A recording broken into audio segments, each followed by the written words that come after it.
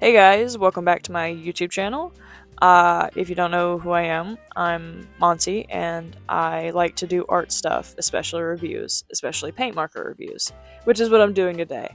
I am reviewing the 72 color set of acrylic markers from Arrtx. I have reviewed some of their products in the past before, so when they reached out to me to ask if I'd like to do another review, I said absolutely. I'm always down for some more paint markers. You guys know I like to experiment and see what's going on. So I'm really glad it came here safe and sound because, like, literally a block away on the day it got delivered, there was, like, a tornado that took out, like, 11 power lines. So, thanks, mail carriers. So it comes with 72 colors, of course, so there's a wide variety of colors, which I enjoy, and I also took the time to color code them. I hope it looks good. Happy Pride Month, guys. And they included a swatch sheet, which did come in handy, because, sometimes the colors on the caps are different from the colors on the chart, and also, like, if you're looking at a reference, it kind of helps to have, like, little swatches of ink laid out in front of you. It just really helps with color picking, so, like, as boring as it is really beneficial in the long run, and it's worth it, it's worth it. Especially if you're trying out a new product and you don't know what the colors are going to look like, you don't know how the nibs are going to react to paper, you don't know how much ink it's going to release, which, by the way, these release a lot of ink. Just to let you know, if there's any impatient people out there, these markers might not be for you. To be fair, in the email they sent, they said that I should have a paper towel on hand just in case there was any excess ink. And that was a fair warning, because there was a lot of excess ink. I struggled with it initially, but then I kind of gave in and I started doing like a wet on wet technique because I got bored. And it ended up giving it like a really cool painterly effect. So honestly, I feel like that's just how I'm going to use these markers because I'm so impatient. And it kind of worked with my subject too, because I decided to draw a bunch of fish. I don't know, summertime's been coming around, and I've been swimming in the creek, and I've been thinking about fish a lot, and I kind of wanted to draw some fish that are, native to where I live. And this first one that I'm drawing is some sort of darter. I think it's an orange throat darter, which we do have darters, but I don't know if we have this specific kind. I just found the picture on Pinterest, and I was like, damn, that's a cool looking fish. I have to, try out these paint markers because I did notice that a lot of the colors were pretty vibrant. You can see over there on my swatch sheet, there's a lot of different shades of blue, a lot of different shades of green, honestly a lot of different shades of... There's a good variety of shades in this set, which I really liked. And on that note, these markers are also very... They have good coverage, they're very opaque, and I appreciated that as well. You can kind of see me doing that wet on wet technique I was talking about earlier. The paper is like literally shiny because it is literally wet, and I got so much paint on my glove. I really can't complain much about the amount of ink that's released because the pins make up for it in the fact that they cover whatever's underneath them really well. The ink doesn't seem to be watery, it's really opaque, it does a really good job at layering, which I appreciate because I use a lot of layering whenever I use paint markers. I think that's what a lot of people use paint markers for. I'm about to line this fish right now, and I mention that because, as you can see, there's a different kind of nib on the pin. It's a brush tip, which is also included in this set. However, when I got mine, they all come with a default bullet nib, which I'm not the biggest fan of. I don't really like bullet nibs all that much because I like to do a lot of little details. So I was pretty excited to see that they included brush tips because that's what I prefer, honestly. And I will say that I enjoyed using the brush nibs that they provided. They felt really easy to use, really, flexible, The only problem is they didn't provide enough for me to totally replace all of the nibs in the set, which was kind of frustrating. So I made the choice to replace the nibs on the white, black, and a shade of red and blue to be brush nibs because I thought that would be fun to do some details with those colors. And I think that was a good choice.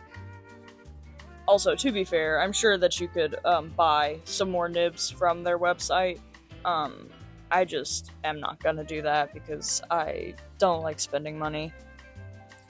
So for my next fish, I decided to draw a sockeye salmon or a red salmon, which also are not native to my area, so I don't really know why I decided to draw it, but I think I got a lot of good, like, experimentation in with this. I tried blending with my finger a little bit more on this, and I think it paid out really good. I really like the way the tail turned out in particular. I'm also pretty proud of the colors that I used with this. I feel like I got it pretty spot on to my reference, which I wasn't expecting. Honestly, I feel like I did that with most of these fish, save for the gar, which I was surprised by. I think that kind of speaks to the amount of colors that this set has, or maybe it's just perfect for drawing fish, I don't know. But I was really proud of this salmon. I feel like artists recently, or at least since like 2018, have been like really obsessed with drawing this salmon, and I don't really know why. It was fun to draw. I guess I don't get like the sudden burst of appeal for salmon.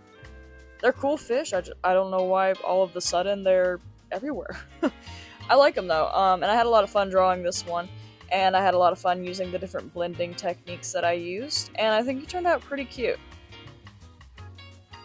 Honestly, I'm just really quite proud of all of the fish I drew, and I feel like it was a good, like, way for me to diversify my subject matter, because I can't remember the last time I actually drew fish, and I had a lot of fun. Like, it kind of left me thinking, like, I need to draw more fish. Like, I had a blast doing this, and I would like to actually go with my original premise and draw a bunch of native marine life, or aquatic life. Is marine just for the ocean? I have no idea. You know what I mean. The guys that live underwater, you know? I was pleasantly surprised with how little the paper negatively reacted to the marker ink, because I did a lot of layering and I did a lot of like smearing and blending, and the worst that happened to the paper was like really minimal warping, and that was just because I saturated the paper a lot and didn't really give it time to dry. And also I have a mixed media sketchbook. You know, it's not made for heavy use of liquid mediums. It can handle it, but it's gonna have a little bit of warping. That being said, I didn't notice any pilling, which is awesome, because pilling is like my number one enemy when it comes to paint markers. I can't stand it. And I think that these markers, despite having a very like sturdy, kind of rough feeling bullet nib, it didn't tear or pill the paper at all, which was a really pleasant surprise, and I really liked it. Here I am drawing the gar. So if you don't know what gar are, they're like these like really long fish with like really big teeth and like a really long snout, but they don't bite or anything. They just kind of chill. And these are native to my area, and I have had multiple occasions where I have like had one swim by my feet, and I was like, oh my god, what the hell was that? And then I found out that's what it is. We call them gator gar over here, but I found out that that's not like just their name. Like, these are technically the one I'm drawing. This is technically a spotted gar.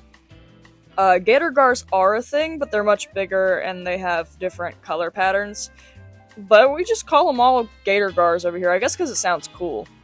And I'll probably continue to do that, but I have like a love for these fish. And honestly, I feel like I didn't do this one as much justice as I did the other fish, and I kind of ended up liking it a lot better before I lined it, because it kind of had like a dreamy kind of like sun shining on it effect. But I did end up lining it. I still think it turned out good. I just think I didn't quite get the spots right. I made them a little too spotty. I think it looks good. It's just not as accurate as the other fish were to their reference photos. I don't record all of my audio on my videos on the same day, so I feel like when I listen back to it while I'm editing, some days, in like some clips, I sound like Influencer 5000, like clear and try not to slur my words, and then like other days I'm a little bit more low energy or even high energy sometimes, and I sound like I just walked off the set of Duck Dynasty. I'm trying to find a happy middle ground there. I just want to let y'all know that, because I was listening back to this video and I was like, damn, What the hell was going on with me that one day that I did that one clip? Anyway. My next fish is going to be the spotted bass. I ain't gonna lie, I had a lot of fun with this boy. I kind of messed up on his spots a little bit. I'll get to that later, but I think it was like surprisingly easy to draw this thing, and I really liked the shape that I made him. I know that sounds weird, but I think he came out a good shape. And I really, really, really like this green that I was using. Y'all know I'm a sucker for green. That is my favorite color. So, like, anytime a set has a lot of green in it, I'm, like, all over that ish, for real. You wanna come look at my... No, I don't. My gar? I don't like your art whatsoever. But yeah, I was super happy with the green. So I used this one for my base color because it's a nice mid-tone green. And then I started out doing some darker shades of spots. You can see where I kind of tried to blend in this color in the middle, and then I was like, nah. I'm gonna be honest, I think I made a mistake here, and I accidentally used the darkest green that was in the set. Or at least the darkest one that would have gone with this drawing. And I should have used another kind of green that was a little bit more of a mid-tone, because this fish actually does have like a third layer of spots on it, if that makes any sense, that are a lot darker. So I kind of shot myself in the foot with that one, but outside of that, this fish was really easy to draw, and I had a lot of fun with it. I think I already said that, but, you know, there's not much you can say about drawing fish. I mean, they're beautiful. That's one thing you could say. I went in and added some yellow highlights, and I think that really tied the whole coloring together. You can see where I'm kind of struggling with the dots here. And then I went in and added some white highlights. I had a lot of fun with the white pen, as always. I don't know why I keep calling them pins when they're markers, but y'all know what I mean. But I always have fun putting on highlights. It's like my favorite part. Also, it was really, I don't know how to explain it, but it was really satisfying adding his little red eye. Because bass fish have like little red eyes, and I was just like so excited to add that pop of color. And I really, weirdly enough, I didn't intend on this. Obviously, I never intend on anything. But like the red in his eye really goes with the salmon.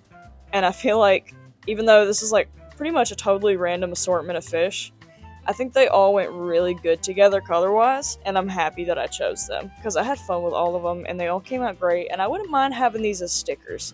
But I constantly say that, and then I never make stickers, so, you know, we'll see. But anyway, I'm finishing up on the bass, and that's pretty much it. I had a lot of fun using these markers, so as usual, thank you, Arrtx, for reaching out to me and giving me a new product to try. I had a lot of fun. They had great coverage. They did have a lot of ink that let out whenever you use them, so just be prepared for that. It takes a while to dry. But overall, pretty good quality markers. My only complaints are the nibs, which can be changed, and the amount of ink that it lets out. But that's about it. Everything else is good. As usual, the links for these will be in the description below, and I'll probably also make a pinned comment. And I hope you enjoyed watching. I'm going to try to upload videos more. I know I keep saying that, but I'm serious this time. But yeah, hope you enjoyed. Hopefully I'll see you in the next one. Goodbye. You must be high. What happened to him?